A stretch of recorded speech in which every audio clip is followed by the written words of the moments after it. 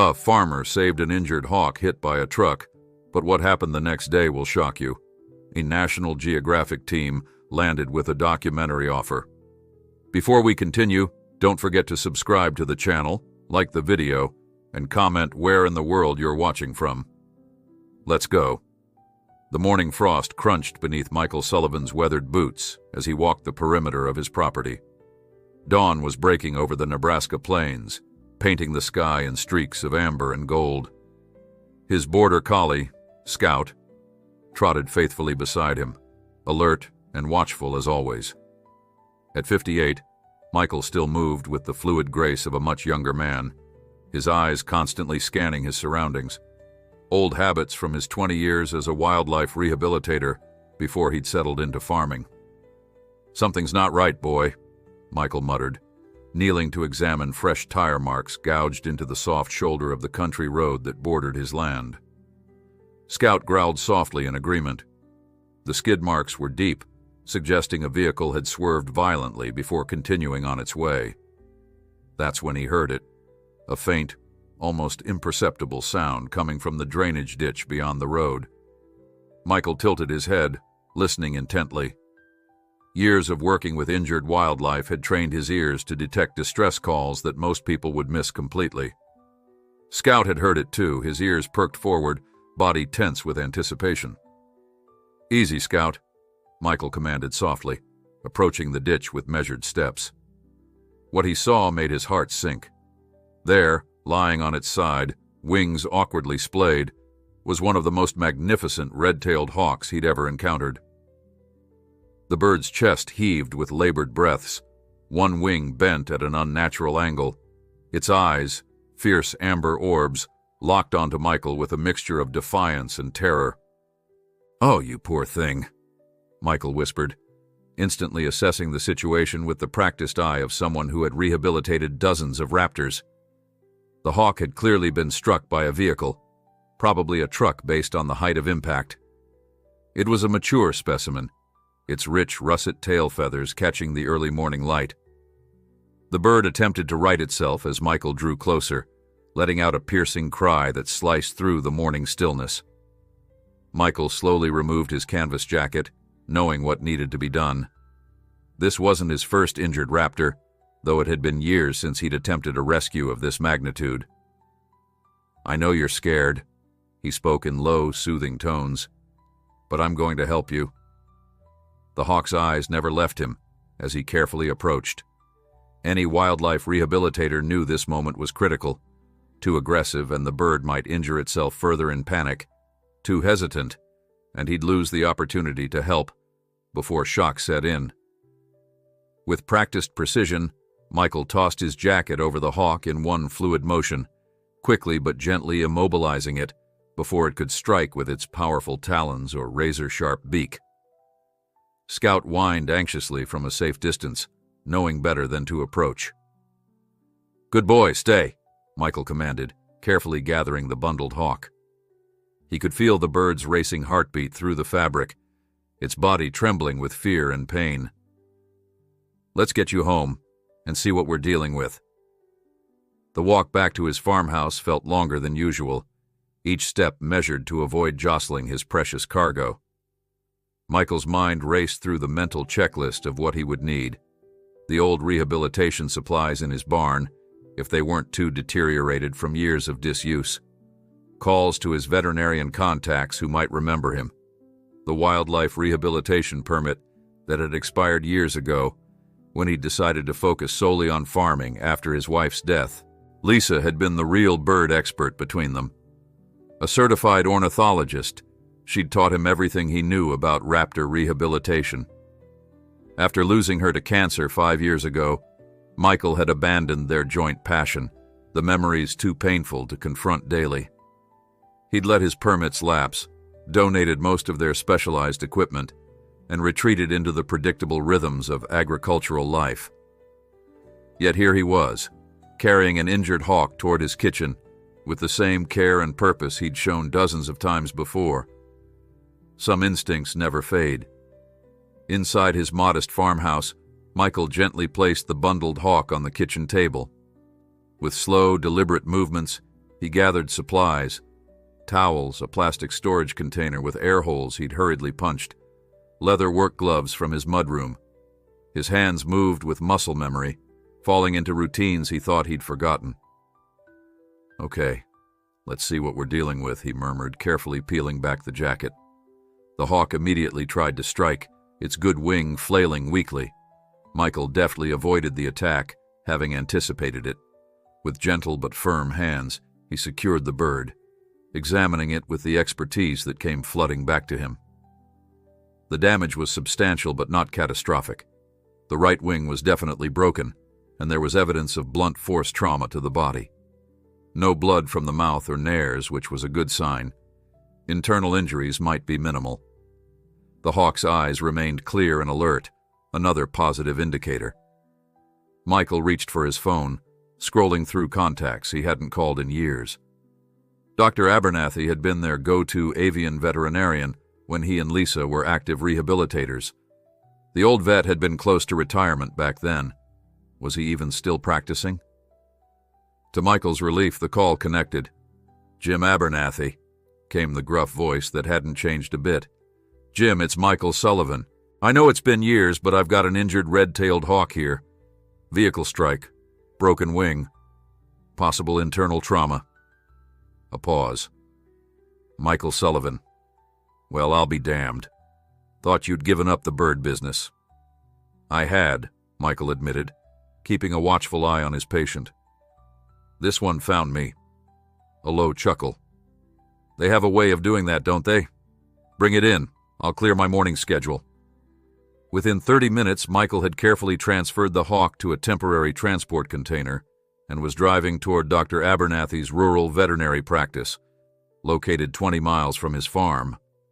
Scout had been left behind, watching forlornly from the porch as his master departed on this unexpected mission. The hawk remained remarkably calm during the journey, perhaps conserving its energy or in shock from its injuries. Michael kept the radio off, the heater low, and drove with uncharacteristic caution, avoiding potholes and taking turns with exaggerated gentleness. Dr. Abernathy was waiting outside when Michael pulled up, his tall frame stooped with age, but his eyes as sharp as ever beneath bushy white eyebrows. "Let's see what you've brought me," he said without preamble, as Michael carefully extracted the container from his truck. Inside the examination room, Dr. Abernathy worked with the efficiency of someone who had treated raptors for decades. Michael assisted silently, holding the hawk when needed, providing pressure when asked, anticipating the veterinarian's needs before they were voiced. "Fractured ulna and radius," Dr. Abernathy confirmed after a thorough examination and x-rays. "Some soft tissue damage, minor internal bruising, but nothing catastrophic. This bird was lucky, or rather, lucky you found it. Another few hours exposed, and we might be having a different conversation." Michael nodded, feeling a weight lift from his shoulders. "So, recovery prognosis? Good, potentially very good, depending on how well the wing heals." The vet fixed Michael with a pointed look. "But that brings us to the next question. Your rehabilitation permit expired years ago, if I recall correctly." Michael ran a hand through his graying hair. "It did. I haven't renewed since Lisa." "Since Lisa passed," Dr. Abernathy finished gently. "I understand. But this hawk needs weeks, possibly months of rehabilitation. I could call Wildlife Services, have them transfer it to a licensed facility, but the nearest one equipped for raptor rehabilitation is 3 hours away, and they're overcrowded as it is." Michael looked at the hawk, now sedated for treatment. Even in unconsciousness, there was something majestic about the creature, something that had instantly reconnected him to the purpose he'd shared with Lisa for so many years. "I'll get the permit reinstated," Michael heard himself say. "I have all the facilities at the farm. They're just dusty. I can have everything ready by the time you're finished with the initial treatment." Dr. Abernathy's weathered face broke into a smile. "I was hoping you'd say that. I'll make some calls, expedite the paperwork. For now, We'll classify you as working under my supervision." He turned back to the injured hawk, preparing to set the broken wing. "Some things are meant to find their way back to us, Michael. I'm not just talking about the hawk." Michael stood there, suddenly overwhelmed by the truth in the veterinarian's words. In the span of a few hours, he had been thrust back into a world he'd deliberately left behind, reconnecting with skills and passions he'd buried alongside his wife. And oddly, instead of pain, he felt something unexpected: purpose. By late afternoon, Michael had transformed a corner of his barn into a makeshift rehabilitation space. Old equipment had been excavated from storage, dusted off, sanitized. The large enclosure that had once housed dozens of recovering birds over the years stood ready once more, lined with fresh pine shavings and equipped with perches of varying heights and textures. When Dr. Abernathy arrived with the hawk, now splinted and bandaged, Michael felt a strange sense of homecoming. Together they settled the sedated bird into the recovery space, reviewing care instructions and medication schedules that felt both foreign and intimately familiar to Michael. "I'll check in tomorrow," Dr. Abernathy said as he prepared to leave. "And Michael, it's good to see you doing this again. Lisa would be proud." Alone in the barn with his unexpected patient, Michael pulled up a stool and sat watching the hawk's steady breathing. "Well," he said softly to the unconscious bird, "looks like we've both got some healing to do." Little did he know that this chance encounter on a frosty morning would catapult him back, not just into wildlife rehabilitation, but into a spotlight he never sought, and an adventure he never anticipated. The hawk's journey, and his own, was just beginning. Michael woke before dawn the next morning, his body stiff from sleeping on the old cot he'd dragged into the barn. He hadn't intended to spend the night there, but after checking on the hawk one last time around midnight, he couldn't bring himself to leave. The bird had awakened from sedation, alert but subdued, those fierce amber eyes tracking his every movement with wary intelligence. Now, in the gray light of early morning, Michael approached the enclosure carefully. The hawk had managed to position itself upright on the lowest perch, a good sign. Its splinted wing held close to its body. The bird watched him with that same unnerving intensity. "Good morning," Michael said softly, keeping his movements slow and deliberate as he prepared the prescribed pain medication and the small pieces of quail meat Dr. Abernathy had provided for feeding. "You're looking stronger already." As Michael gently administered the medication using a technique that minimized stress to the bird, he found himself talking to it as naturally as he would to Scout. "I'm going to call you Artemis," he decided aloud. "Goddess of the hunt. Seems fitting for a lady as fierce as you." He'd recognized the hawk as female the day before. Female raptors were typically larger than males, and this red tail was impressive in size. Somewhere in the back of his mind, he could hear Lisa laughing gently at his habit of naming their wildlife patients, something she'd always found endearing, if unscientific. After ensuring Artemis had eaten and was comfortable, Michael headed back to the house to shower and prepare for the day. Scout greeted him at the door with reproachful eyes, clearly unhappy about being left alone overnight. "Sorry, boy," Michael said, scratching behind the dog's ears. "We've got a special guest who needed attention. You'll have to get used to sharing me for a while." The morning passed in a flurry of activity. Dr. Abernathy called with news that the temporary rehabilitation permit had been expedited and would be emailed by afternoon. Michael spent hours refreshing his barn setup, ordering specialized equipment online for overnight delivery, and reviewing his old rehabilitation journals, which contained meticulous notes on dozens of raptor recoveries he and Lisa had overseen.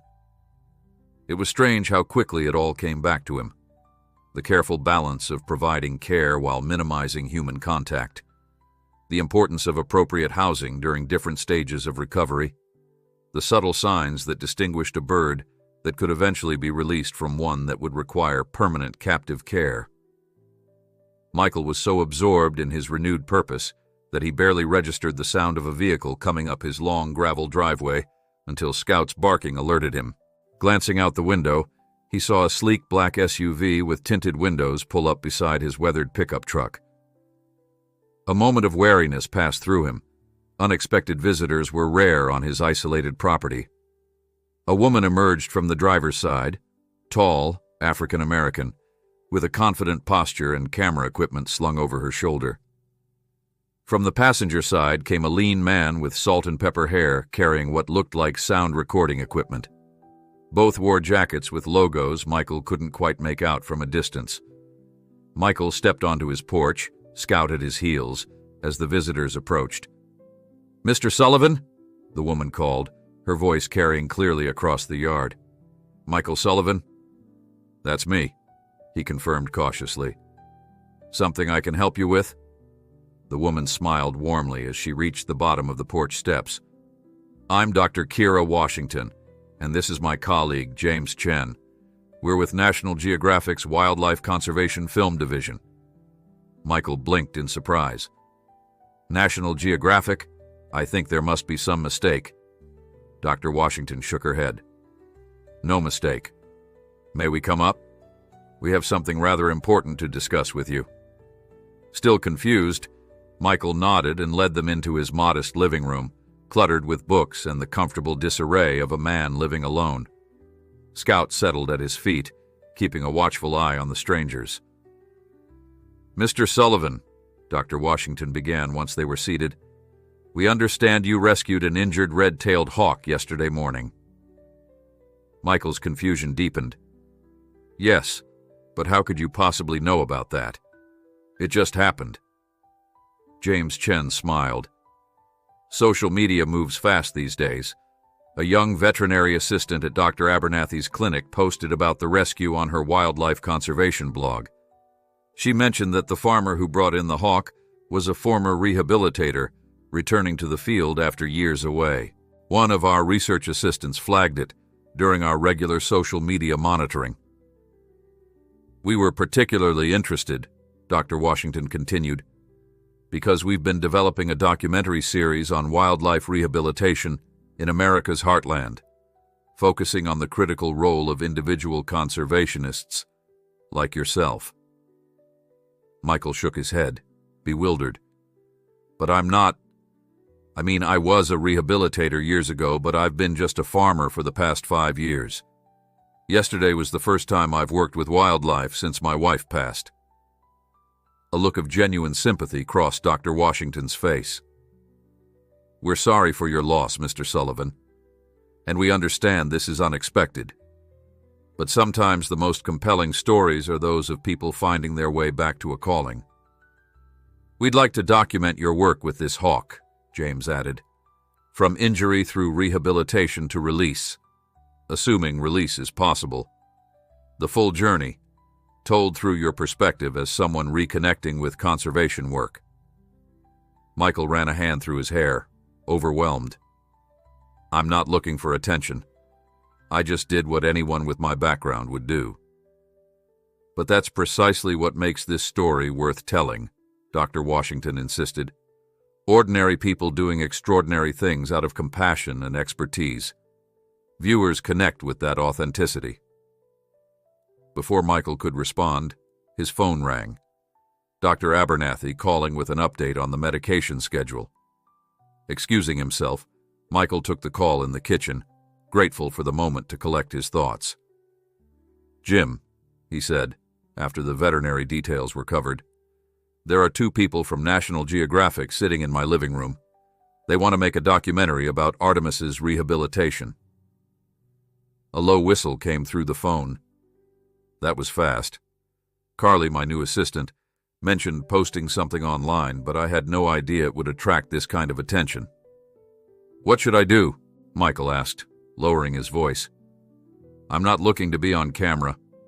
I just want to help this bird." "And that's exactly why you should consider it," Dr. Abernathy replied. "Think about it, Michael. How many people understand what wildlife rehabilitators do?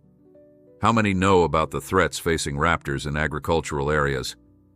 This could be educational, raise awareness." "Lisa would have jumped at the chance," the veterinarian added gently. The mention of his late wife gave Michael pause. Lisa had always been the more outgoing of the two, passionate about public education and conservation advocacy. She'd dragged a reluctant Michael to schools and community centers to give presentations with their educational birds, insisting that changing hearts and minds was as important as healing wings and bones.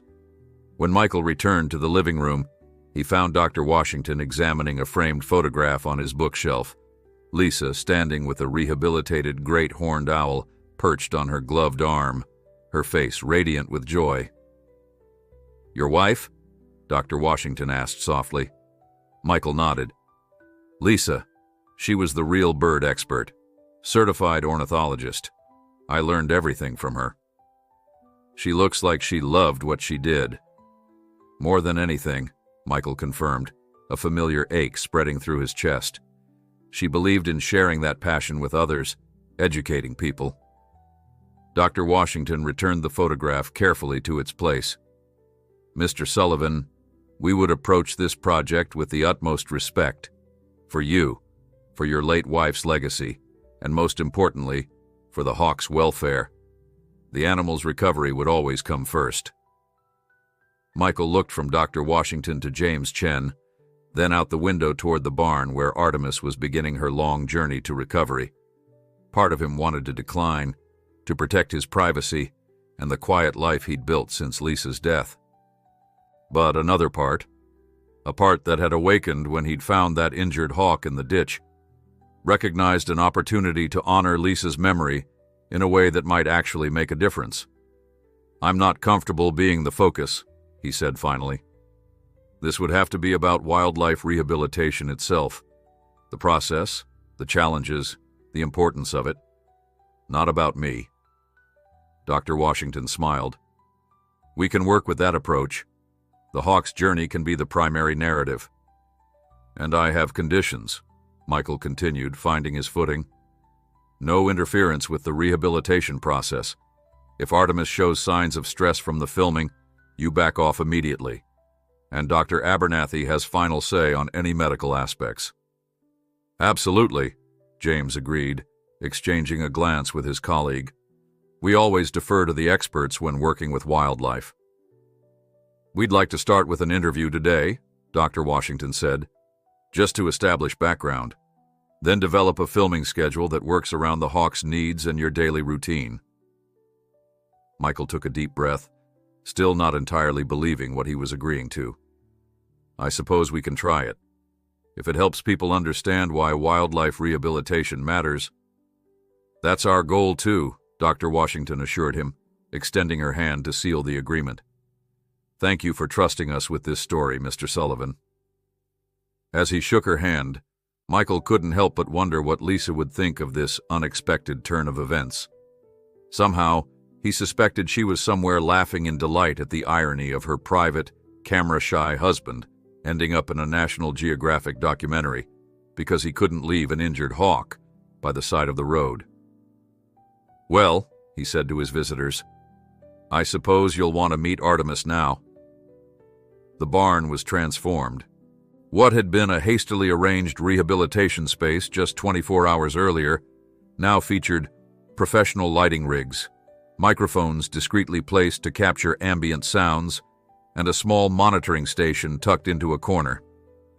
Despite the technical intrusion, Michael had insisted that Artemis's enclosure remain a camera-free zone except during specific, limited filming periods. "Remember," Michael cautioned as he led Dr. Washington and James toward the hawk's enclosure, "no sudden movements, no loud noises. She's already stressed from her injuries. We don't want to add to it." Kira nodded, adjusting her camera settings. "We'll follow your lead completely, Mr. Sullivan." "Michael," he corrected, feeling awkward about formalities with people who would apparently be fixtures in his life for the foreseeable future. As they approached, Artemis shifted on her perch, her uninjured wing opening slightly in a defensive posture.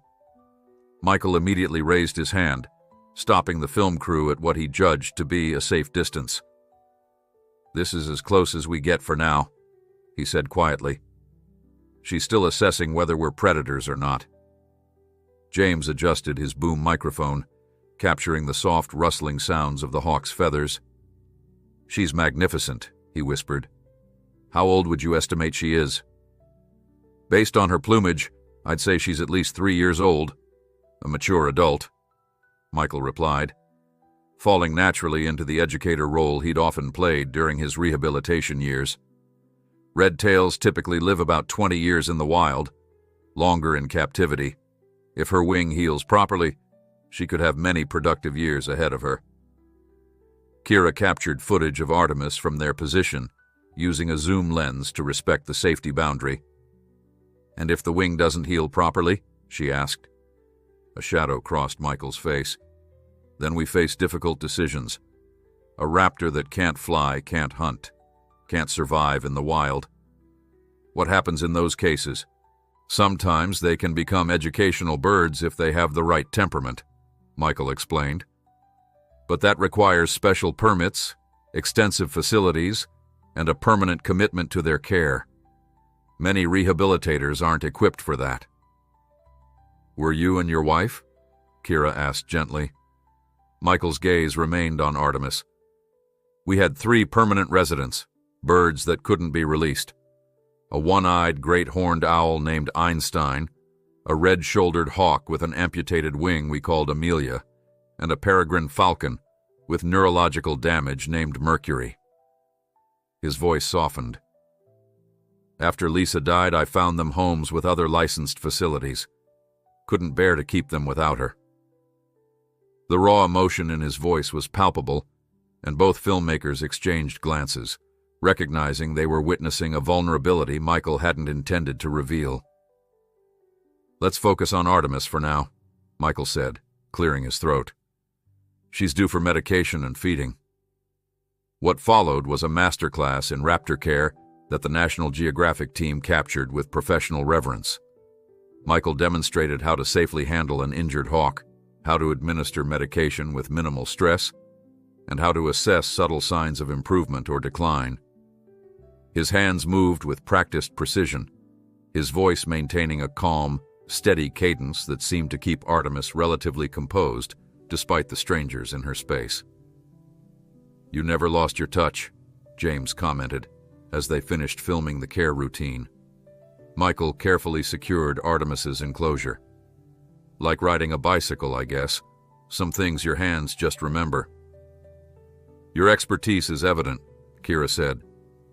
"Would you be comfortable talking more about your history with wildlife rehabilitation? It would provide valuable context for viewers." And so, as afternoon melted into evening, Michael found himself seated in his living room, Scout at his feet, recounting his journey into wildlife rehabilitation for the cameras. He spoke of meeting Lisa during college, he studying agriculture, she pursuing ornithology, how her passion for birds had infected him, their decision to establish a small rehabilitation center on the farm he'd inherited from his parents, the hundreds of birds they'd treated over 2 decades, from common songbirds to bald eagles. "We specialized in raptors," he explained, partly because of Lisa's expertise, and partly because there were so few rehabilitators equipped to handle them. Hawks, owls, falcons, they require specialized knowledge, facilities, and permits. "What makes raptor rehabilitation particularly challenging?" Kira prompted. "They're apex predators, hardwired to see most creatures, including humans, as either threats or prey. You can't anthropomorphize them or expect gratitude. You have to respect their wild nature while providing care." Michael's weathered face softened slightly. "But there's something about them, their fierce independence, their perfect adaptation to their ecological role. Lisa used to say they embody wildness in its purest form." As the interview continued, Michael gradually relaxed, memories both painful and precious surfacing as he spoke. He described the unique personality of each permanent resident bird they'd housed, the triumph of successful releases, the heartbreak of injuries too severe to overcome. The film crew captured it all, recognizing the goldmine of authentic emotion and expertise they'd stumbled upon. When they finally wrapped for the day, twilight had descended on the farm. Dr. Abernathy had come and gone, pronouncing himself cautiously optimistic about Artemis's condition and approving of the filming arrangements Michael had established. "We'll need to check in with you first thing tomorrow," Kira said as they packed their equipment. "And we'd like to film the morning care routine if that's acceptable." Michael nodded, surprising himself with his lack of resistance. "I'll be up at dawn. Artemis will need attention then anyway." After the film crew departed, promising to return with their full team in the morning, Michael returned to the barn. Scout followed close at his heels, having appointed himself co-guardian of their feathered patient. In the quietness of the evening, with only the soft rustling of Artemis adjusting her position and the occasional snuffle from Scout, Michael sat on his old stool, contemplating the extraordinary turn his life had taken in just 2 days. "What do you think about all this, Artemis?" he asked softly. The hawk regarded him with those penetrating amber eyes, offering neither judgment nor approval. "Yeah, I'm not sure either," Michael admitted. "Lisa would be laughing herself silly right now. She always said I needed to get out of my comfort zone." As if in response, Artemis shifted, stretching her good wing briefly before settling back into a resting position. "That's the first time I've seen you extend that wing voluntarily," Michael noted with professional satisfaction. "You're going to be a fighter, aren't you?"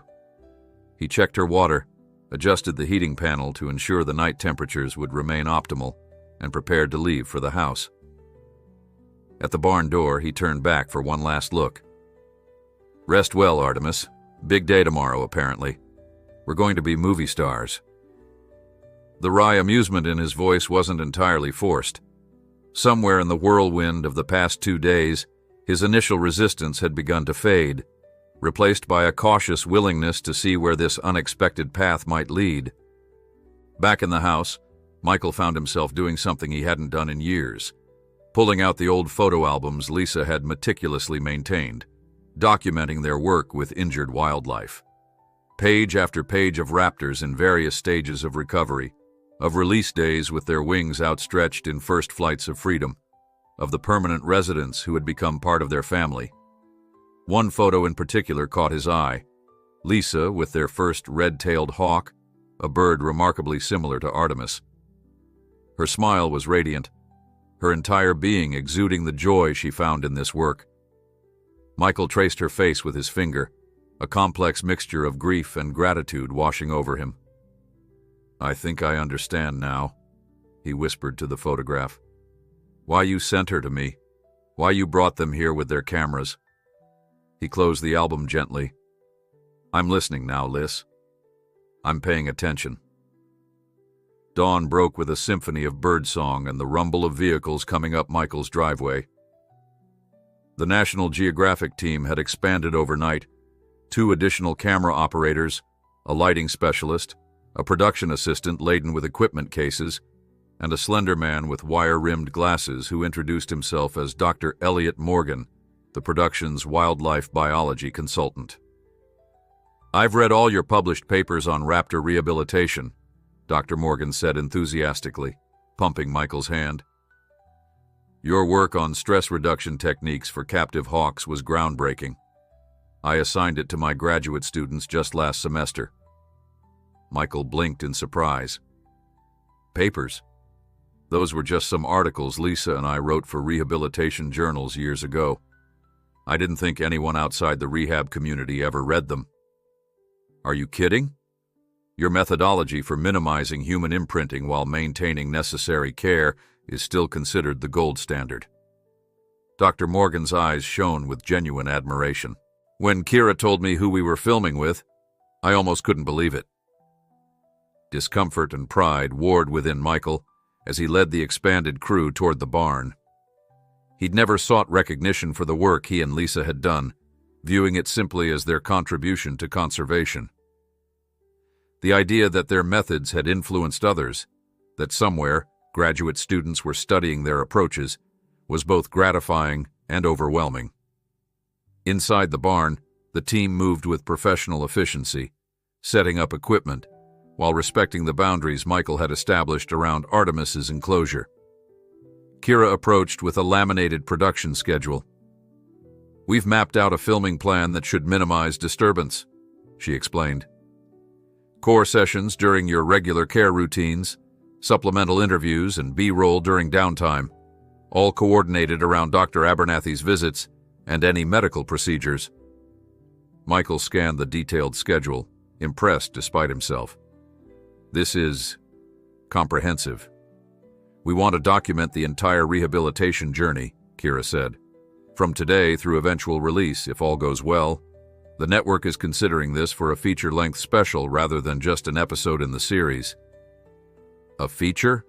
You mean like a movie?" Michael asked, alarmed by the escalating scope. "A documentary film," Kira clarified. "Your story, Artemis's story, has all the elements we look for. Drama, expertise, heart, and a compelling conservation message." She must have noticed Michael's expression because she quickly added, "But we can revisit that discussion later. For now, we focus on today's filming." The morning proceeded with Michael demonstrating Artemis's care routine while Dr. Morgan provided scientific context in soft commentary that would later be edited into the footage. Michael found himself growing increasingly comfortable with the process, the cameras fading into the background as he focused on his patient. "She's showing promising signs," he explained as he examined Artemis's wing. "The inflammation has decreased significantly, and she's maintaining better weight distribution when perched. These are all positive indicators for eventual recovery." Dr. Abernathy arrived mid-morning for his scheduled checkup, bringing with him a portable X-ray unit to assess the hawk's progress. The veteran veterinarian seemed unfazed by the cameras, moving with unhurried precision as he examined Artemis. "The bone alignment looks good," he announced after reviewing the X-rays. "Early callus formation is evident, which is exactly what we want to see at this stage. If this trajectory continues, we could begin physical therapy exercises in about 2 weeks." "What would those entail?" Dr. Morgan asked, positioning himself beside Michael as they reviewed the X-ray images. "Gentle extension and flexion of the joint," Michael explained, "followed by progressive stress exercises once the bone is sufficiently stabilized. We'll need to prevent muscle atrophy without compromising the healing process." "And how will you balance that with the need to maintain her wild instincts?" Dr. Morgan probed, clearly familiar with one of the central challenges of rehabilitation. Michael appreciated the informed question. "That's where the art comes in. Too much handling creates habituation. Too little leaves her physically unprepared for release. We'll use a combination of minimal contact techniques Lisa and I developed, specialized perches that require different grip strengths, environmental enrichment that stimulates natural behaviors, and strategic placement of food to encourage movement." As the two men discussed technical aspects of raptor rehabilitation, the cameras captured their exchange, documenting not just the information, but the passion that animated Michael's face when he spoke of the work. By mid-afternoon, the crew had gathered hours of footage, and Kira called for a lunch break. The production assistant had arranged catering from the local diner, a spread of sandwiches, salads, and homemade pies that covered Michael's rarely used dining table. As they ate, James updated Michael on the social media response to a short teaser the network had released overnight. "Over 100,000 views already," he reported, scrolling through his phone. "The conservation community is especially excited. Several prominent wildlife organizations have reached out about potential partnerships." "Partnerships?" Michael echoed. "What kind of partnerships?"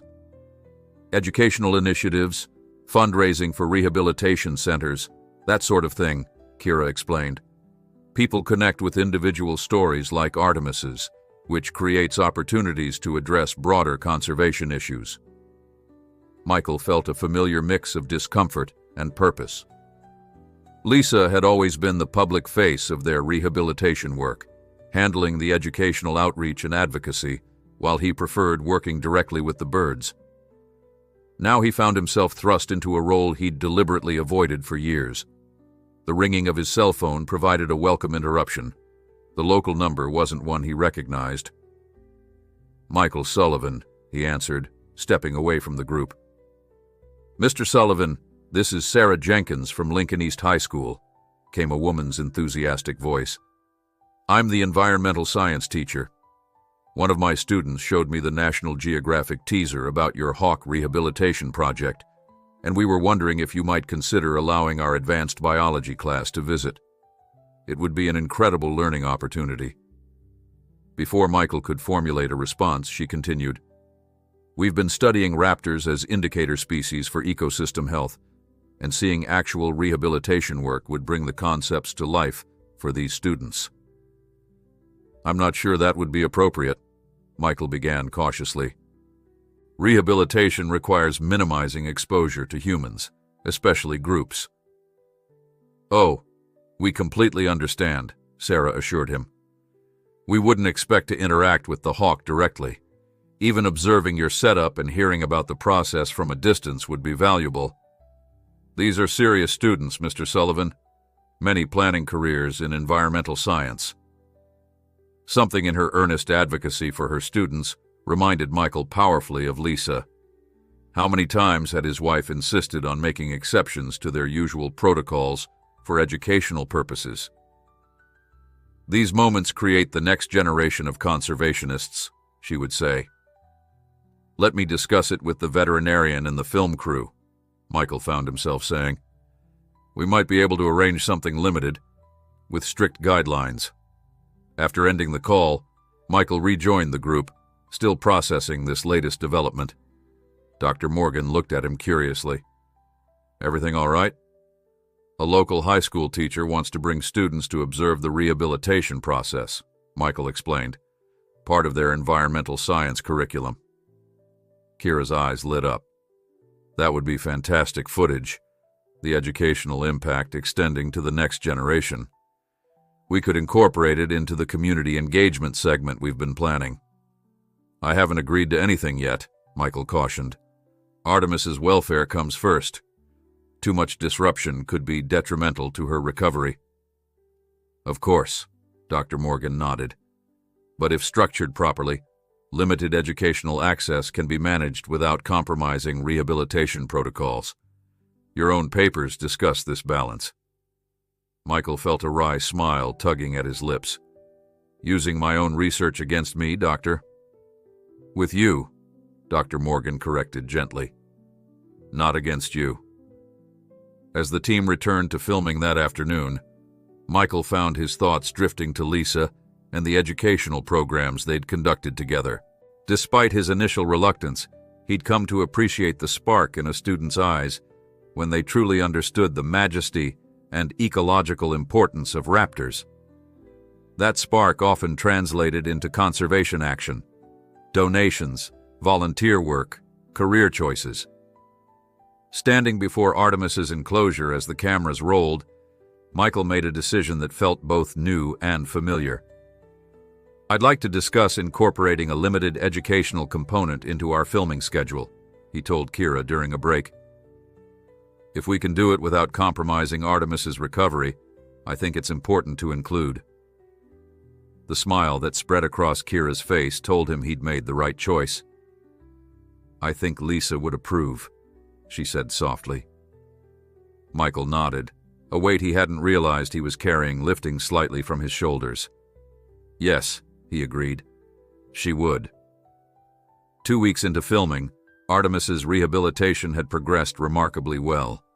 The callus formation on her broken wing had solidified according to Dr. Abernathy's latest X-rays, allowing them to begin the crucial physical therapy that would determine whether she could eventually return to the wild. Michael had transformed the larger flight enclosure in his barn, untouched since Lisa's passing, into a rehabilitation space that would give Artemis room to stretch her healing wing under controlled conditions. "Impressive setup," Dr. Morgan commented, as he helped Michael adjust the specialized perches at varying heights. "Most rehabilitation centers don't have this level of customization." Michael secured a swinging perch designed to improve balance and coordination. Lisa was always innovating. She believed each bird needed individualized recovery protocols. His voice held pride rather than pain now when he mentioned his late wife, a subtle but significant shift the cameras had begun to capture. The National Geographic documentary had taken on a life of its own. What had begun as a simple rehabilitation story had evolved into a multifaceted exploration of wildlife conservation, the science of rehabilitation, and the personal journey of a man reconnecting with his life's purpose. Footage of Michael working with Artemis was intercut with expert interviews, archival photos from his years working alongside Lisa, and breathtaking natural history sequences of red-tailed hawks in the wild. The teaser clips released online had garnered millions of views, drawing attention from conservation organizations, educational institutions, and media outlets across the country. Michael's inbox was flooded with interview requests, speaking invitations, and messages from aspiring wildlife rehabilitators seeking mentorship. "It's completely overwhelming," he confessed to Kira as they reviewed the day's filming schedule over coffee. "I never wanted this kind of attention."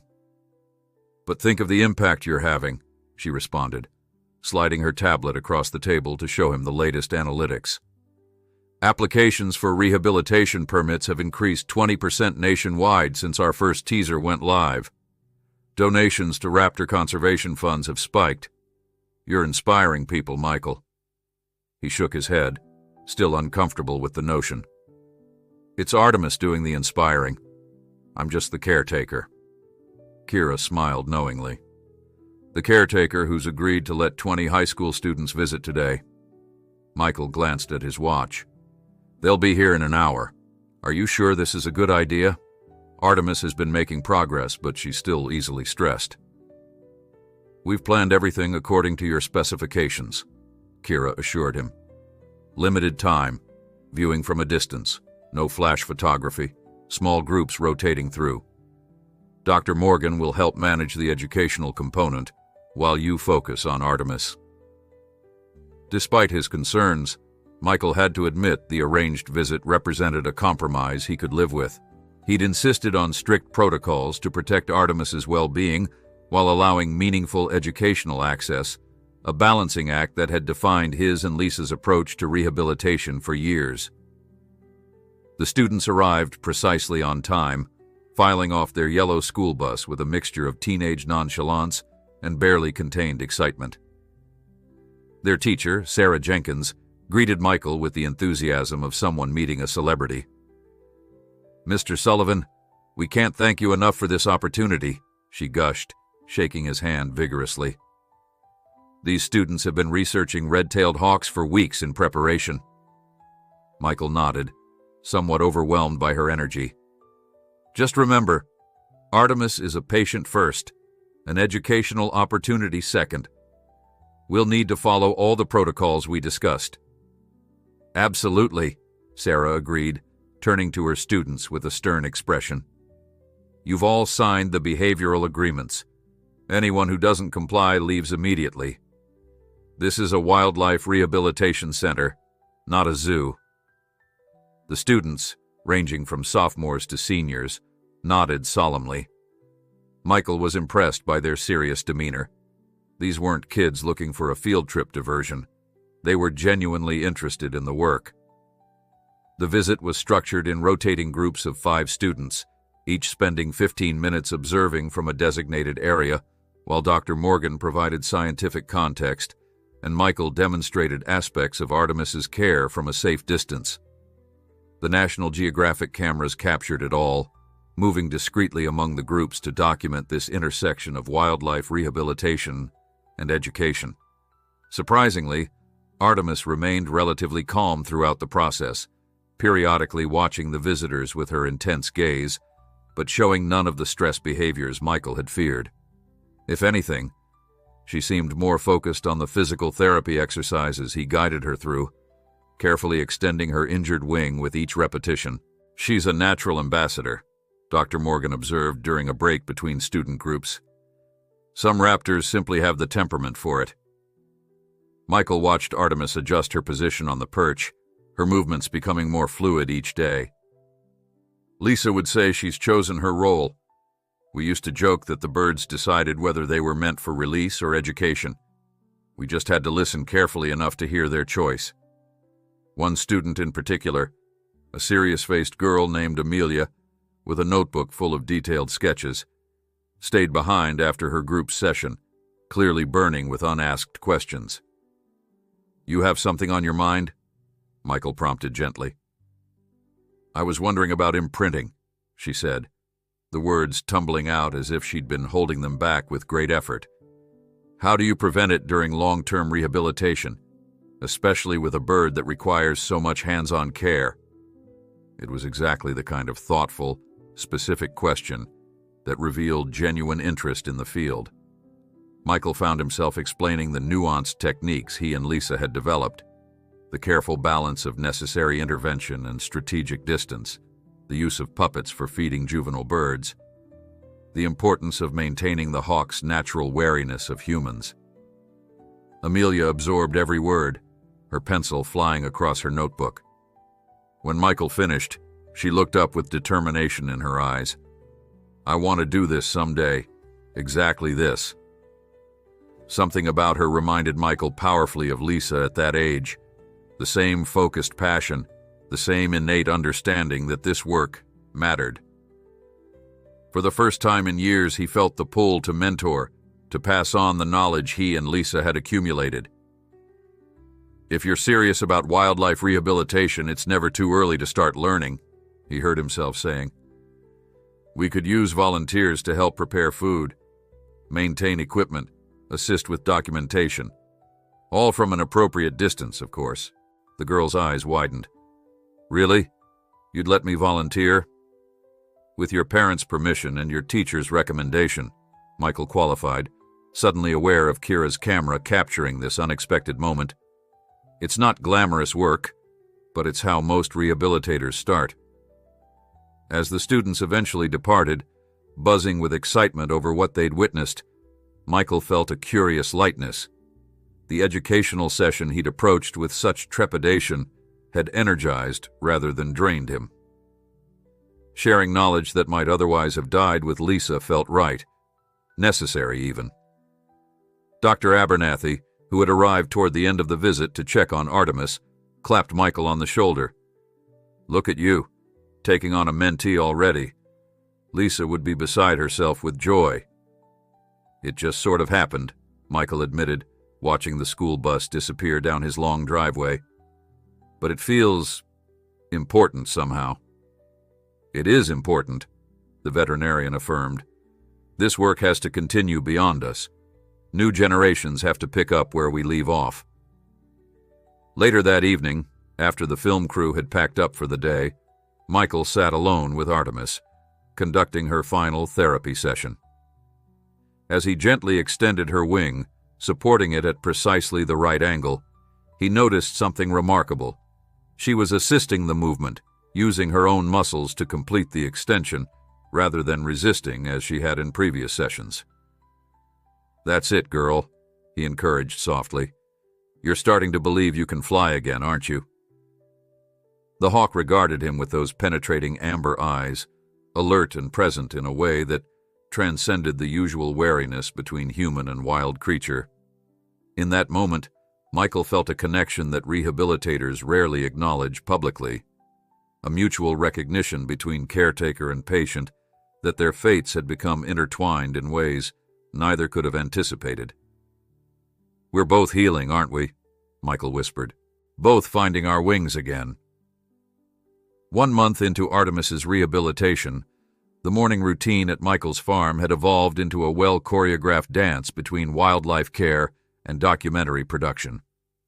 The National Geographic crew, now fixtures in his daily life, moved with practiced efficiency, anticipating Michael's needs often before he voiced them. What had begun as an intrusion had morphed into a surprisingly comfortable collaboration. This morning, however, brought a discordant note to the established harmony. Michael entered the barn before dawn, as was his custom, to find Artemis in visible distress. The hawk was listing slightly on her perch, her injured wing drooping in a way he hadn't seen since the early days of her recovery. "Something's wrong," he murmured to Scout, who had padded in behind him. Michael approached the enclosure carefully, his experienced eye cataloging concerning signs. The hawk's slightly labored breathing, the dullness in her usually bright eyes, the lack of typical alert response to his presence.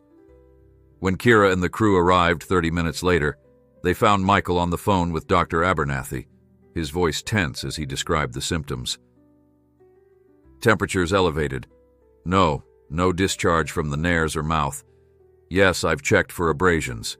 She was making excellent progress yesterday. This came on suddenly. Michael paced as he spoke, one hand raking through his hair in frustration. How soon can you get here? Hanging up, he turned to find the crew watching him with concern. We might have a setback, he explained grimly. Dr. Abernathy's on his way, but Artemis is showing signs of potential infection or inflammatory response. Should we cancel today's filming? Kira asked immediately, prioritizing the Hawks' welfare over their production schedule. Michael shook his head. No, document this too. Rehabilitation isn't all success stories and upward trajectories.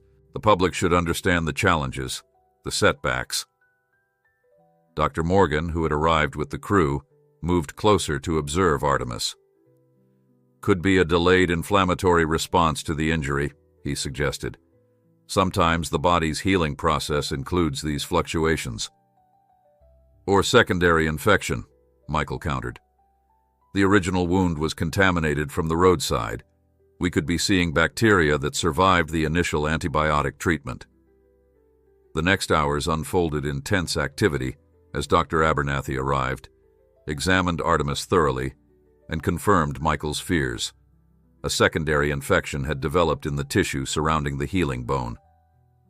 We'll need to adjust the antibiotics, possibly consider a minor procedure to drain and clean the infected area, the veterinarian explained, preparing an injection with practiced hands. It's a setback, but not catastrophic if we address it aggressively now. Michael assisted mechanically, his face a mask of controlled concern as they treated Artemis.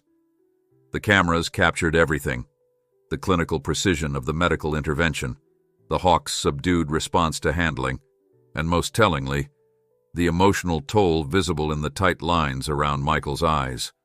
After Dr. Abernathy departed, leaving detailed instructions for the adjusted care protocol, Michael remained in the barn, unwilling to leave Artemis despite the veterinarian's assurance that she would likely respond well to the new treatment. You should get some rest, Kira suggested gently. We can monitor her through the remote cameras and alert you to any changes. I'm staying, Michael replied, his tone brooking no argument as he settled onto his stool beside the enclosure. She found me for a reason. I'm not letting her down now. The film crew exchanged glances, recognizing both a powerful moment for their documentary and a deeply personal one for their subject. With quiet respect, they gathered minimal equipment and began documenting Michael's vigil from a distance. Hours passed. The barn settled into silence broken only by Scout's occasional shifting, the soft whir of camera equipment, and Michael's quiet voice as he spoke to Artemis in soothing tones, sharing stories of other birds he'd helped through similar challenges. Einstein, our great horned owl, he gave us a scare like this once, Michael told the hawk, who watched him with half-lidded eyes. Developed an infection months after his initial injury, just when we thought he was in the clear. Lisa stayed up 3 nights straight with him, wouldn't leave his side. A sad smile crossed his face. She was stubborn that way. Said animals can sense when you're fully committed to their recovery. The afternoon brought an unexpected visitor.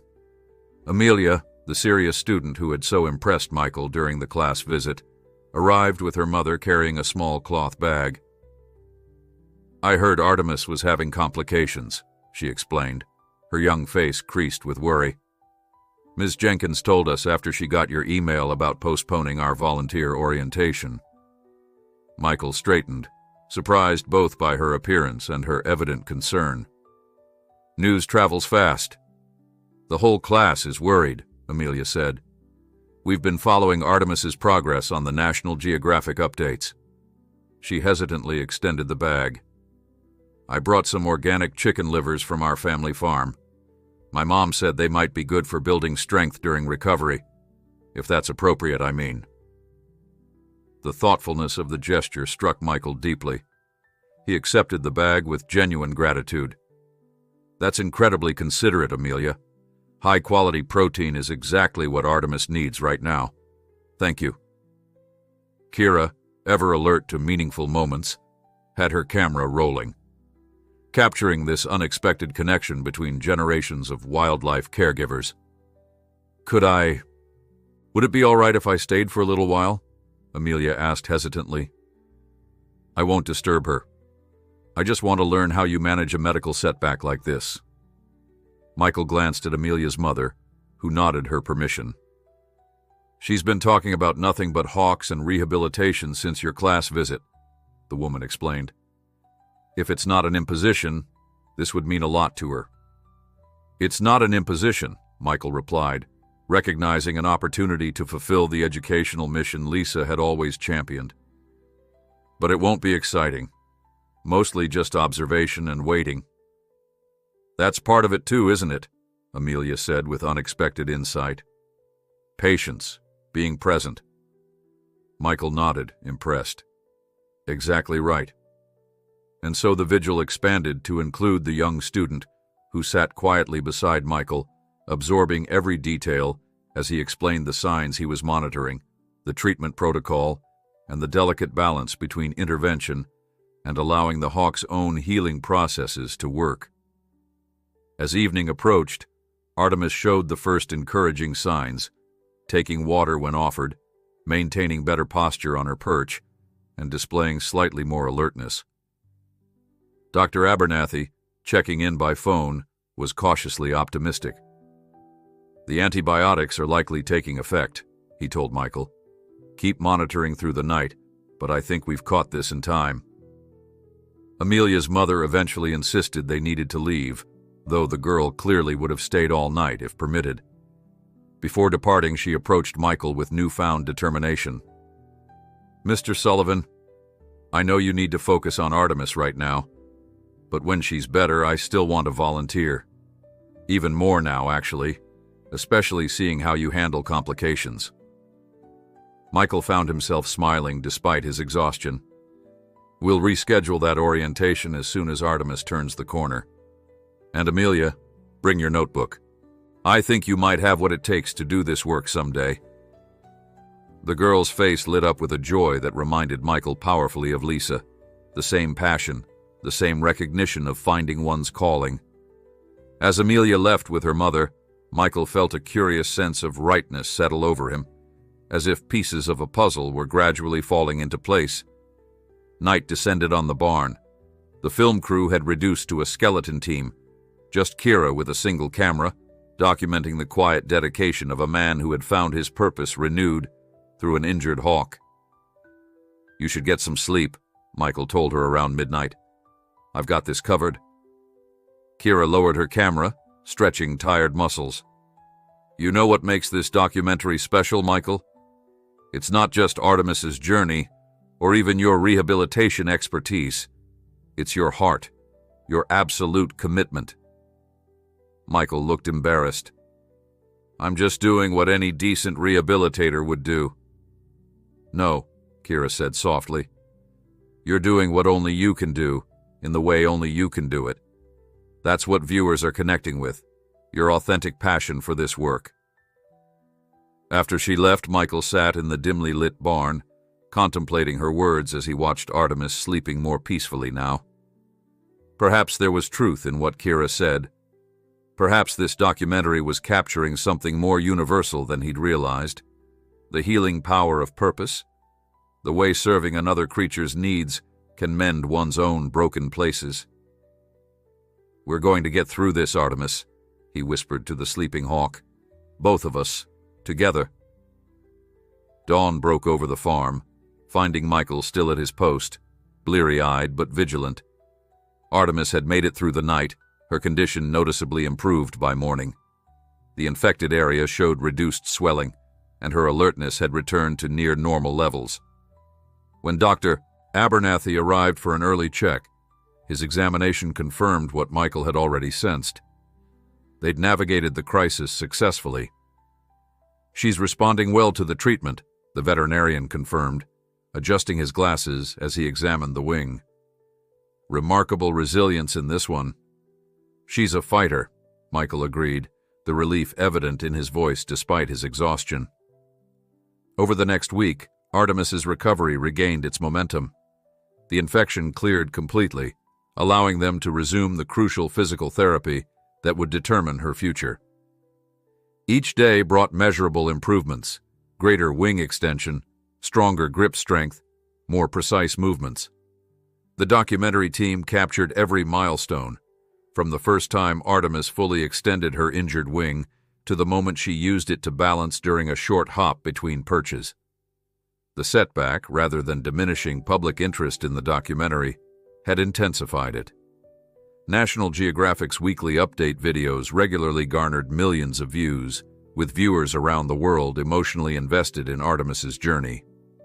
What had begun as a simple wildlife rehabilitation story had evolved into something approaching a cultural phenomenon. "We're receiving partnership inquiries from major conservation organizations," Kira informed Michael over their now routine morning coffee meeting. Audubon Society, Cornell Lab of Ornithology, Raptor Research Foundation. They all want to be involved in the educational outreach once the documentary airs. Michael shook his head in amazement. "All this for one hawk?" "It's never been just about one hawk," Kira replied. "It's about what Artemis represents: resilience, the human-wildlife relationship, the critical importance of rehabilitation work.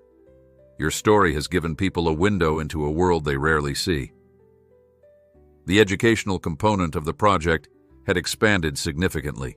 Amelia had become a regular volunteer, arriving after school 3 days a week to assist with preparations and documentation. She had proved herself remarkably capable, absorbing Michael's teachings with an aptitude that impressed even Dr. Morgan.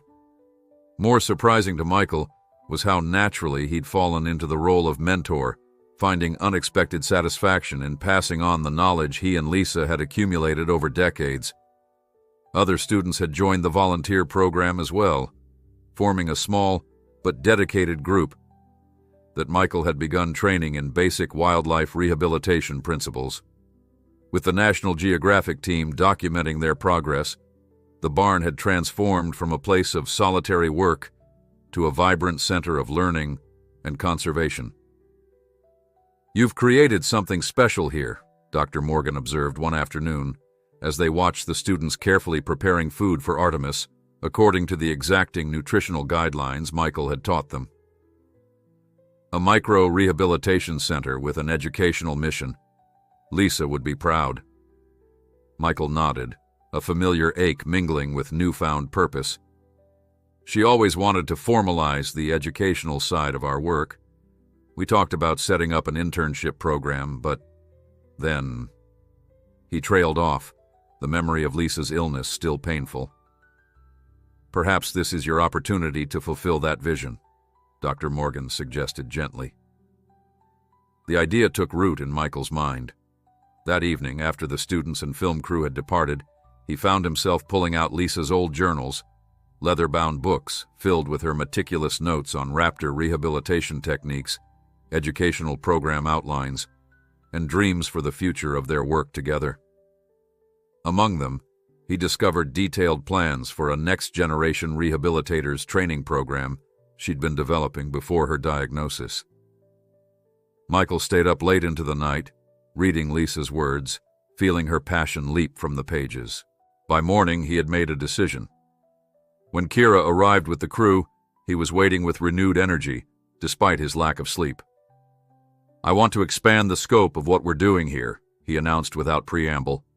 "Not just rehabilitating Artemis, not just casual educational outreach, but a formal training program for young rehabilitators." Kira's eyes lit up with interest. "Tell me more." Lisa had designed a comprehensive curriculum, Michael explained, showing her the journals. "Theory, hands-on experience, conservation ethics, everything a beginning rehabilitator needs to know. We have the facilities here, the expertise with Dr. Morgan and Dr. Abernathy, and now we have a platform through the documentary to reach people who might support it. This could be incredibly powerful, Kira agreed, already envisioning how to incorporate this evolution into their documentary narrative. A legacy project born from Artemis's rehabilitation. With characteristic efficiency, the National Geographic team helped Michael transform his vision into reality. Additional cameras were installed to document the teaching sessions without disturbing Artemis. Educational materials were developed based on Lisa's curriculum. A dedicated website was created to handle applications from prospective students and inquiries from potential conservation partners. As Michael guided this expanding mission, Artemis continued her remarkable recovery.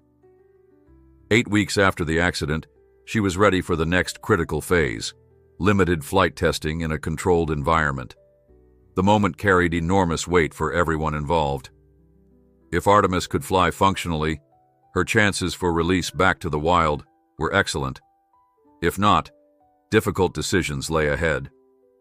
The morning of the first flight test dawned clear and cool. The rehabilitation team had prepared meticulously. The large flight enclosure had been cleared of unnecessary equipment, padded in strategic locations, and fitted with cameras to document every angle of Artemis's performance. Michael had selected only essential personnel to be present: himself, Dr. Abernathy, Dr. Morgan, and a minimal film crew. "Remember," Michael cautioned as they prepared, "this is just an initial assessment. Short distances, low heights. We're looking for wing symmetry, coordination, and landing ability. Don't expect perfection yet." Artemis, now fully alert and visibly stronger, watched from her transport container as the team made final preparations. When everything was ready, Michael carefully transferred her to a starting perch at one end of the enclosure. She balanced confidently, her previously injured wing held properly alongside the healthy one. "Whenever you're ready, girl," Michael said softly, stepping back to give her space. For several long minutes, Artemis simply observed her surroundings, her head moving in the characteristic swiveling motion of raptors assessing their environment. Then, with breathtaking suddenness, she launched from the perch. The flight was brief, just 10 feet to the next perch, but it was steady and controlled. Both wings extended fully, beating in synchronized motion. The landing was slightly awkward but successful, Artemis gripping the new perch firmly and quickly stabilizing herself. A collective breath released in the enclosure. Michael found himself blinking back unexpected tears. "Textbook first attempt," Dr. Abernathy murmured approvingly. "Better than I dared hope." Dr. Morgan was already reviewing the slow-motion footage on a tablet. "Look at the extension," he pointed out. "Nearly symmetrical. Some compensation with the body positioning, but the injured wing is functioning at perhaps 80% capacity already." Michael could only nod, emotion temporarily robbing him of speech. After weeks of painstaking care, countless hours of physical therapy, and the frightening setback of infection, seeing Artemis fly again, even this limited test flight, felt like witnessing a miracle. Kira's camera captured it all: the Hawk's determined flight, the team's professional assessment, and most powerfully, Michael's raw emotional response. In that unguarded moment, viewers would eventually see not just a rehabilitator evaluating his patient's progress, but a man experiencing profound personal healing alongside his avian charge. "We'll increase the distance gradually," Michael said finally, regaining his composure. "Daily flight sessions, carefully monitored. If she continues at this rate of improvement—" He didn't finish the sentence, but everyone present understood the implication. For the first time, they could realistically envision the ultimate goal of wildlife rehabilitation: Artemis soaring free in the wild once more, her journey coming full circle from traumatic injury to triumphant release. As if sensing the significance of her achievement, Artemis called out, the fierce, piercing cry of a red-tailed hawk filling the enclosure with its primal power. The sound resonated through Michael like an affirmation, a promise of possibility, a reminder of why this work mattered so deeply. In that moment, surrounded by colleagues who had become friends, watching a hawk who had become so much more than just another patient, Michael felt Lisa's presence more strongly than he had in years. Not as a painful absence, but as an enduring inspiration, guiding him toward a future he was finally ready to embrace.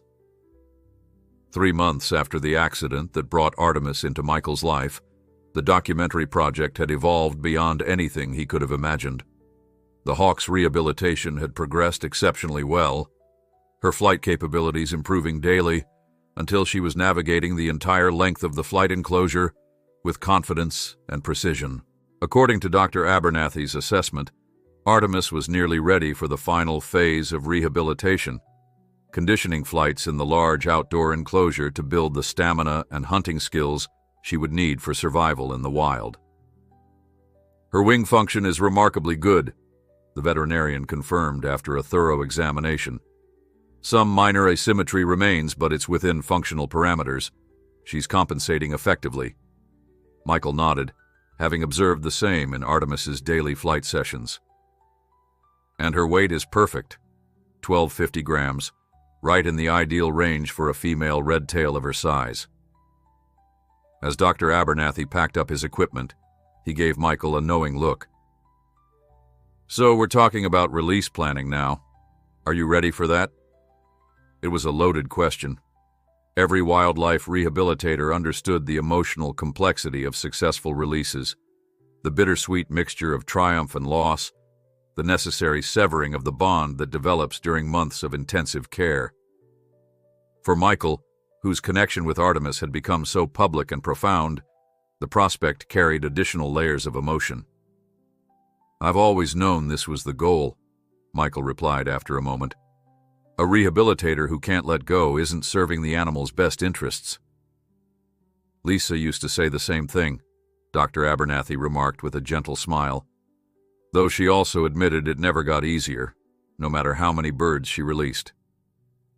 Michael's educational program had flourished alongside Artemis's recovery. What had begun with Amelia and a handful of interested students had expanded to include college interns, adult volunteers, and even visiting professionals seeking to improve their rehabilitation techniques.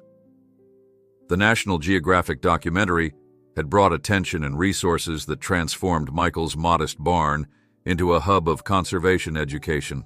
Kira and her team had captured this evolution with sensitivity and insight, documenting not just Artemis's physical journey, but the ripple effects of her story throughout the community and beyond. The weekly updates continued to draw massive online engagement, with viewers around the world invested in the outcome of this single hawk's rehabilitation.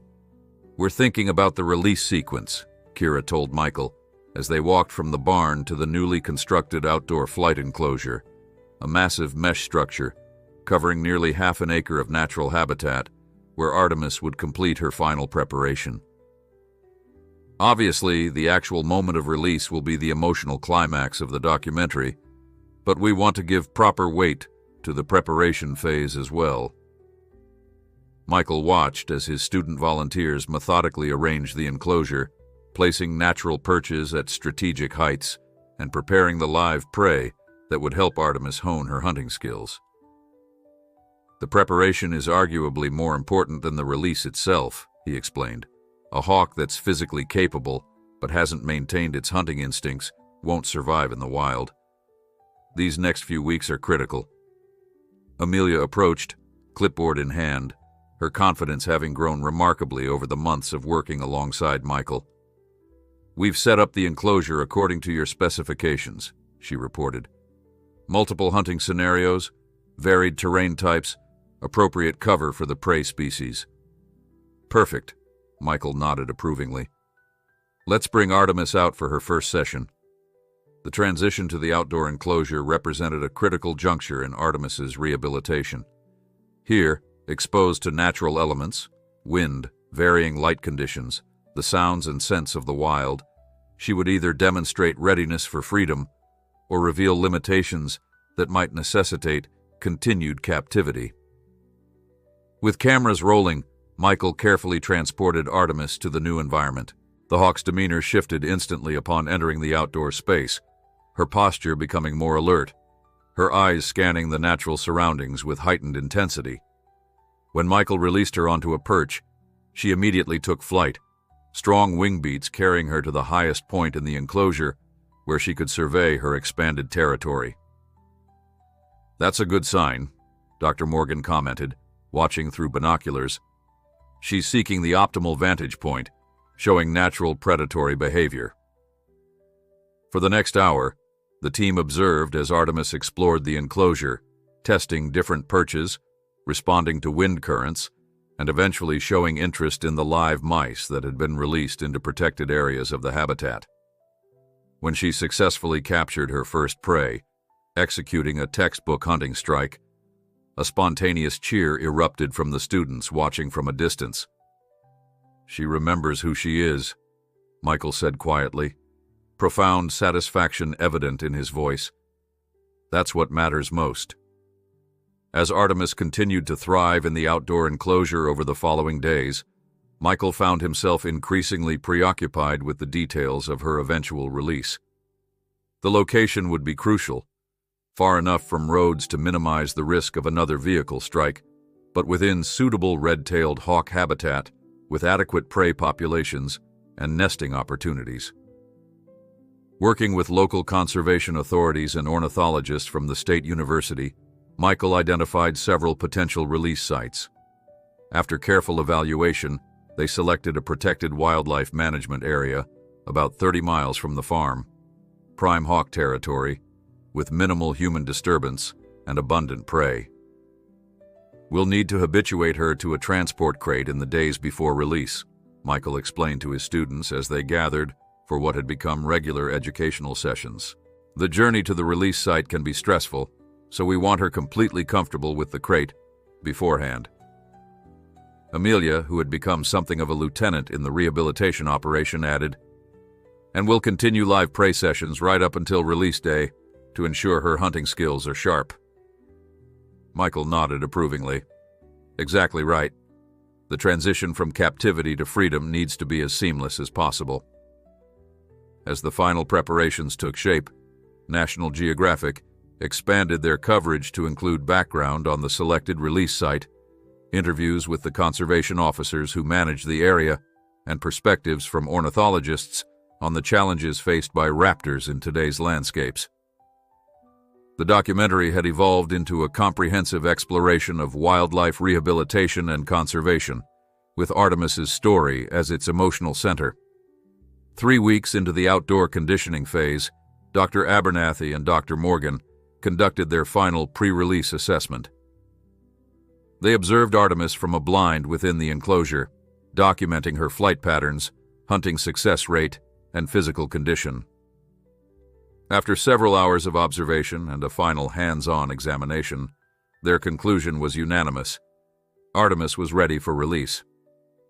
"She's meeting or exceeding all our benchmarks," Dr. Morgan confirmed, reviewing his data. "Flight endurance is excellent, hunting efficiency is high, physical condition is optimal. From a rehabilitation standpoint, she's a success story." Michael absorbed the news with complex emotions.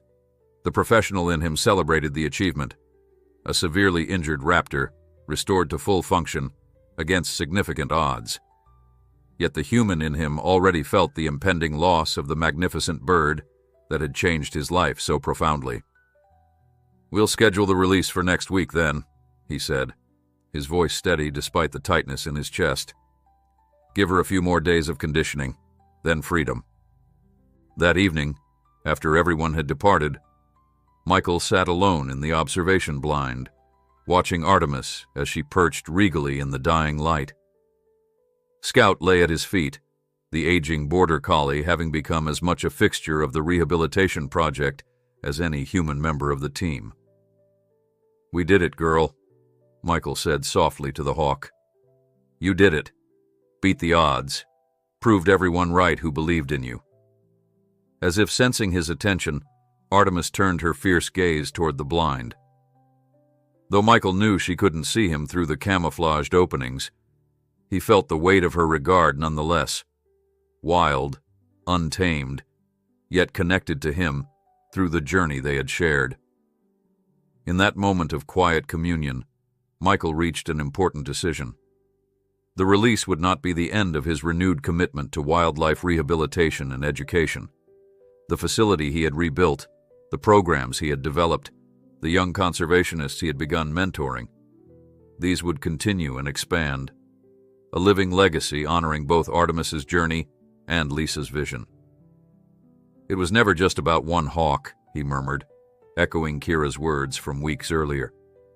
It was about finding purpose again, remembering why this work matters. As darkness settled over the enclosure and Artemis prepared to roost for the night, Michael felt a sense of peace descend alongside it. The circle was nearly complete. Soon Artemis would return to the wild where she belonged, carrying with her the care and commitment of all who had contributed to her recovery. And Michael would continue the work her arrival had rekindled in him, helping other injured wildlife and nurturing the next generation of those called to this unique purpose. Release day was coming, not an ending, but a beginning for both hawk and human. Release day dawned clear and calm, perfect weather for a hawk's return to freedom. Michael had barely slept, his mind cycling through a final mental checklist of preparations, contingencies, and emotions he wasn't quite ready to face. He'd risen before sunrise, brewing coffee strong enough to cut through his exhaustion, and stood on his porch watching the eastern sky brighten with promise. Today, Artemis would fly free. The thought brought a tightness to his chest that was both painful and exhilarating. This moment represented everything wildlife rehabilitators work toward: the successful conclusion of months of intensive care, the restoration of a wild creature to its natural place in the ecosystem.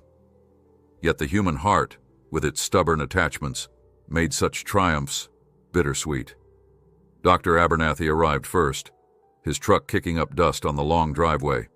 The veterinarian's face held understanding as he clasped Michael's shoulder in wordless greeting. He'd witnessed hundreds of releases over his career and knew well the emotional complexity of such days. "Perfect conditions," he remarked, scanning the sky. "Light breeze, good visibility, no storms in the forecast." Michael nodded. "Couldn't have asked for better." They walked together to the barn, where Artemis waited in her preconditioning transport crate, a wooden box with ventilation holes that had been placed in her enclosure days earlier, allowing her to become comfortable entering and exiting it before the stress of release day. "How is she?" Dr. Abernathy asked, peering through the ventilation slats. "Calm, alert, ready." Michael's assessment was professional, belying the emotional undercurrent of the day. "She's been taking prey confidently, flying with full extension and excellent maneuverability. Her weight is perfect at 1260 grams as of yesterday's check." The barn soon filled with activity as the rest of the release team arrived. Dr. Morgan, Kira, and her documentary crew, the core group of student volunteers led by Amelia, and representatives from the State Wildlife Agency who would officially document the release for their records. Everyone moved with hushed efficiency, respecting the significance of the day. "Final medical check before transport," Dr. Abernathy announced, and Michael carefully extracted Artemis from the crate. The hawk submitted to the brief examination with surprising tolerance, her amber eyes alert, but not showing the stress they might have expected. "She's in excellent condition," the veterinarian confirmed. "All parameters are optimal for release."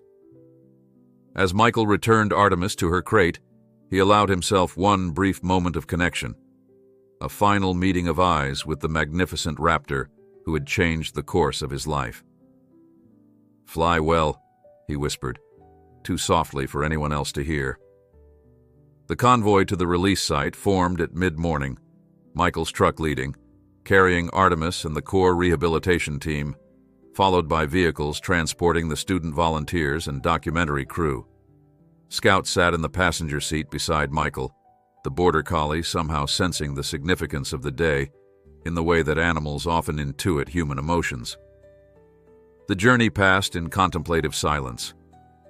Michael's mind drifted to Lisa, wondering what she would make of all this. The documentary, the educational program that had blossomed from Artemis's rehabilitation, the renewed purpose he'd found. Somehow, he felt certain she would approve. The release site had been carefully selected, a meadow bordered by mature forest within a protected wildlife management area. It offered ideal red-tailed hawk habitat with plentiful prey, nesting opportunities, and minimal human disturbance. As the convoy parked and the team assembled, Michael was struck by how many lives had been touched by one injured hawk found beside a country road. Kira approached as he stood surveying the meadow, her camera temporarily set aside. "How are you feeling?" she asked gently. Michael considered the question. "Proud," he said finally. "Grateful, a little heartbroken. All the things a rehabilitator should feel on release day." She nodded, understanding. "We'll need a few minutes to set up. The primary camera will be at your release position, others stationed around the perimeter to capture different angles of Artemis's flight. We won't interfere with the moment in any way." While the documentary team prepared, Michael gathered his students for a final educational moment, his voice steady as he explained the importance of proper release technique, the significance of the selected habitat, and the complex emotions they might experience. "Remember," he concluded, "this isn't about us. It's about giving a wild bird back her freedom and her rightful place in nature. That's always the goal of rehabilitation, even when our hearts wish we could keep them close." Amelia, standing slightly apart from the other students, caught his eye. Her expression reflected his own complex emotions, pride in Artemis's recovery, balanced against the imminent loss of the hawk's daily presence in their lives. Michael gave her an encouraging nod, acknowledging the special connection she had formed with both the rehabilitation process and with Artemis herself. "It's time," Dr. Morgan announced, checking his watch. Releasing the hawk at the optimal time of day, with maximum daylight hours ahead for her to orient herself and find a roosting location, was an important consideration. Michael carried the crate to the center of the meadow, where a small rise offered Artemis an excellent vantage point for her first free flight. The cameras tracked his movement, but he hardly noticed them now, his focus entirely on the task at hand. The others formed a wide semicircle behind him, allowing ample space while maintaining visual contact. Kneeling beside the crate, Michael took a deep breath to center himself. This was the culmination of everything: the early morning discovery, the emergency medical intervention, the careful rehabilitation, the setbacks and triumphs, the educational opportunities, the global attention. All of it distilled into this pivotal moment. With practiced hands, he opened the crate door and stepped back, giving Artemis space to emerge on her own terms. For several long moments, nothing happened. Then, with deliberate dignity, the hawk stepped to the threshold of the crate, her head swiveling as she surveyed her surroundings. The meadow fell absolutely silent. Even the documentary crew seemed to hold their breath, cameras whirring softly as the only sound. Artemis paused at the edge of freedom, her wings slightly open, testing the breeze. In that suspended moment, Michael felt a presence beside him. Not physical, but unmistakable nonetheless. Lisa. He could almost hear her whispered encouragement, feel her hand on his shoulder. "Let her go," the presence seemed to say. "This is why we do the work." As if hearing the same ghostly prompt, Artemis suddenly launched herself skyward, powerful wings beating with confident strokes as she rose into the blue. The gathered observers gasped collectively at the sheer beauty of the moment, a wild creature reclaiming her rightful place in the world. Artemis circled once, twice, gaining altitude with each pass. On her third circuit of the meadow, she let out a piercing cry, the iconic scream of a red-tailed hawk that sent shivers down every spine. Then, with deliberate purpose, she banked away toward the distant tree line, her silhouette growing smaller against the vast sky, until she disappeared from view. Tears streamed unashamedly down Michael's face. Around him, similar emotions were evident. Dr. Abernathy removing his glasses to wipe his eyes, Amelia openly sobbing while smiling through her tears, even the normally composed doctor. Morgan blinking rapidly against unexpected emotion. Kira's camera captured it all, the raw, unfiltered human response to this moment of wild beauty and bittersweet completion. The footage would eventually move millions of viewers worldwide, but in this moment, it was simply the honest documentation of conservation work at its most profound. That, Dr. Abernathy said finally, breaking the reverent silence, was a textbook-perfect release. She's got a strong chance now. Michael nodded, unable to speak immediately. When he finally found his voice, what emerged surprised even him. Lisa would have loved this, he said, loud enough for everyone to hear. Not just Artemis flying free, but all of you being here to witness it, to learn from it, to carry it forward. The students gathered closer, drawn by the rare mention of his late wife. She believed that every successful rehabilitation created ripples, not just one bird saved, but minds changed, hearts opened, future conservationists inspired. Michael looked around at the young faces watching him intently. I think she was right. I think Artemis has created ripples that will spread far beyond this meadow. As the group slowly dispersed to begin the journey back to the farm, Michael lingered, scanning the sky for one last glimpse of Artemis. Though the hawk didn't reappear, he felt a profound sense of completion, a circle closing, a promise fulfilled. Goodbye, Artemis, he whispered to the empty sky. Thank you. 1 year after Artemis's release, Michael stood in the transformed barn that now served as the main classroom for the Sullivan Wildlife Rehabilitation Center. The space buzzed with activity as 24 students, ranging from high schoolers to retirees seeking second careers, prepared for their certification exam in basic wildlife rehabilitation. Amelia, now a freshman in college studying wildlife biology, moved confidently among them as a teaching assistant, her knowledge and confidence having grown tremendously in the months since Artemis's release. Remember, Michael addressed the group, rehabilitation isn't just about medical care and proper nutrition. It's about understanding the whole animal, its natural behaviors, its ecological niche, its specific needs for successful release. You're not treating pets, you're preparing wild creatures to reclaim their place in nature. The words flowed easily now, the reluctant educator having found his voice through months of practice.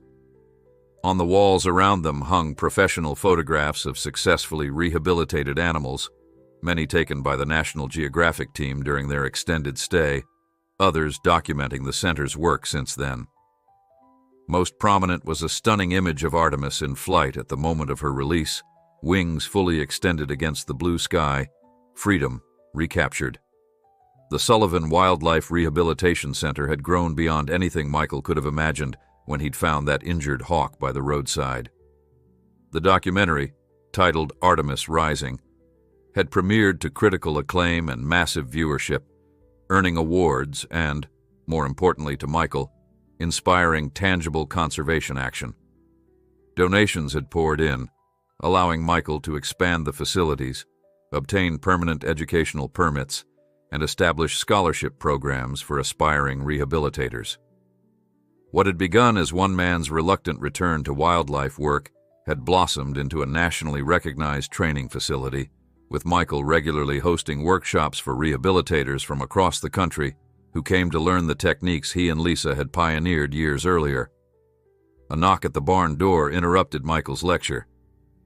Kira Washington entered, her smile warm with friendship, forged through months of collaboration. No longer just a filmmaker documenting his work, she had become a trusted ally in his educational mission, using her platform at National Geographic to highlight the center's achievements. Sorry to interrupt, she said, addressing both Michael and the class. I have some news I thought you'd all want to hear immediately. Michael nodded for her to continue, noting the barely contained excitement in her expression. "We've confirmed a positive identification," Kira announced. "The nesting redtail that Dr. Crawford's ornithology team has been monitoring in the wildlife management area. It's Artemis." A ripple of excitement passed through the classroom. Though the released hawk had been fitted with a small, unobtrusive identification band, actually relocating and identifying a specific hawk in the wild was notoriously difficult. For months, there had been unconfirmed sightings and tantalizing possibilities, but nothing definitive until now. "You're certain?" Michael asked, his voice steady despite the emotion welling inside him. Kira nodded, pulling out her tablet to show him photographs. "The band is clearly visible in these images. And look," she zoomed in on one particular picture. "She's nesting. There are at least 2 chicks visible." The students crowded around, eager to see evidence of the hawk whose story had drawn many of them to the center in the first place. Michael studied the images with a professional eye, noting Artemis's robust appearance, the healthy chicks in the nest, the male redtail perched protectively nearby, all indicators of a successful return to the wild. "She's thriving," he said simply, though the words carried the weight of vindication for everyone who had contributed to her rehabilitation. "There's more," Kira continued. "The network wants to produce a follow-up documentary, Artemis's Legacy. It would document both her successful wild reintegration and the educational center that grew from her story, the ripple effects, just as you described them." Later that afternoon, after the students had departed and the day's work was complete, Michael drove alone to the wildlife management area. Though he knew better than to attempt to locate Artemis's nest, unnecessary human presence could disturb the hawk family's routine. He felt drawn to the landscape where she now lived her restored life. Parking at the public observation area, he hiked to a ridgeline that offered a panoramic view of the protected habitat. Somewhere in that expanse of forest and meadow, Artemis was raising her first clutch of chicks, contributing to the population of red-tailed hawks that maintained nature's delicate balance as apex predators. Michael settled on a weathered bench, binoculars in hand, though he didn't really expect to spot Artemis from this distance. The spring afternoon was peaceful, the only sounds the rustling of leaves in the gentle breeze and the occasional calls of birds going about their lives, unaware of human observation. "We did good, Liz," he said softly, addressing his late wife as had become his custom in private moments. "Artemis is where she belongs, and the center is everything you dreamed it could be."